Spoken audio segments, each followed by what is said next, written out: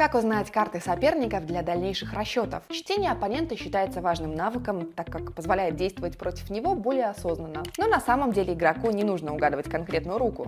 Достаточно определить, какие комбинации могут входить в его диапазон. Эквити на префлопе.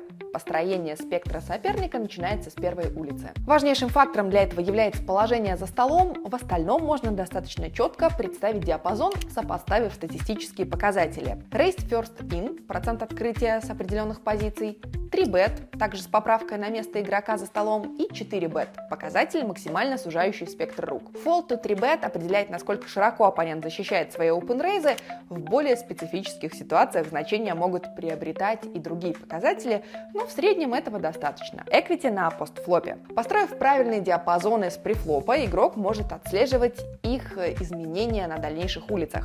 Каждая рука из спектра оппонента уходит в отдельную линию, значит, наблюдая за действиями, можно оставить в его спектре только те комбинации, которые соответствуют его решениям. Определение диапазонов на постфлопе происходит по принципу сужения. Если у участников раздачи были активны ходы, к риверу его рейдж будет состоять из меньшего количества рук, чем на флопе.